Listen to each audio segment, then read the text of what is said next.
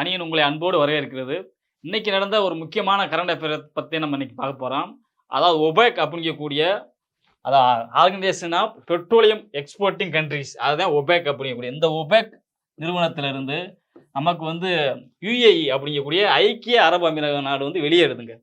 இந்த ஒபெக் எப்போ கொண்டு வந்தாங்கன்னா 1960 தான் இந்த நிறுவனத்தை ஒபெக் அப்படிங்கக்கூடிய நிறுவனத்தை கொண்டு வந்திருக்காங்க. அதாவது கிட்டத்தட்ட ஒரு 5 நாடுகள் சேர்ந்து Iran, Iraq, Kuwait, Saudi Arabia, Venezuela அப்படிங்கக்கூடிய ஒரு 5 நாடு சேர்ந்து இந்த 1960 இந்த ஒபெக் அப்படிங்கக்கூடிய, அதாவது இந்த 5 நாடுகளுமே வந்து பெட்ரோலியங்களை ஏற்றுமதி செய்யக்கூடிய நாடுகள்.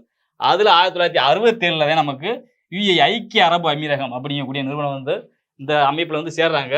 இப்போதைக்கு 12 பேர் தான் உறுப்பினர்களாக இருக்கிறாங்க. இதில் ஐக்கிய அரபு அமீரகம் போயிட்டாங்கன்னா 11 நாடுகள் மட்டும்தான் இருக்கு. அப்போ இந்த ஒபெக் ஏன் இந்த ஐக்கிய அரபு நாடுகள் வெளியேறாங்க அப்படிங்கிறது அரசியல் காரணமா, இல்லை அவங்க அந்த நாட்டோட எதுவும் முக்கியமான முடிவா அப்படிங்கிறது நமக்கு தெரியல. அப்போ நமக்கு முக்கியமானது ஒபெக் அமைப்புலேருந்து எந்த நாடு வெளியேறுது அப்படின்ட்டாங்கன்னா அவங்களுக்கு யுஏஇ அப்படிங்கக்கூடிய ஐக்கிய அரபு அமீரகம் வெளியேறுது.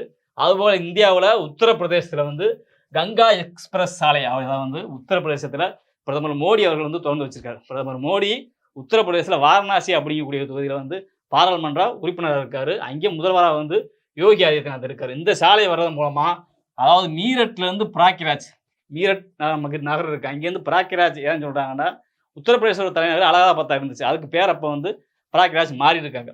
முன்னாடி நம்ம ட்ரெயினில் அங்கேருந்து வர இருந்தால் 10 to 12 மணி நேரம் ஆகும்.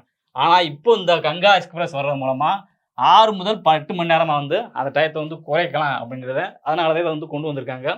அடுத்து நம்ம கொலம்பியாவில் வந்து உயிரியல் பூங்காவில் வந்து கிட்டத்தட்ட 80 யானைகளை வந்து கொள்றதுக்காண்டி அந்த அரசு வந்து தீர்மானம் பண்ணியிருக்காங்க. இந்த ஏண்டா அதை வளர்க்க முடியல அப்படிங்கிறனால.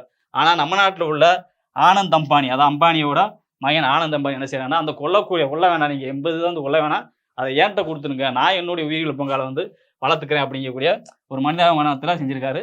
இந்த தகவலை நம்ம இன்னைக்கு பார்க்கக்கூடிய ஒரு முக்கியமான கரண்ட் அஃபேர்ஸ். இந்த கரண்ட் அஃபேர்ஸ் பிடிச்சிருந்தா ஒரு லைக் பண்ணுங்க, ஷேர் பண்ணுங்க, உங்க மனசில் உள்ள கமெண்ட் பண்ணுங்க. தேங்க்யூ ஃபார் வாட்சிங்.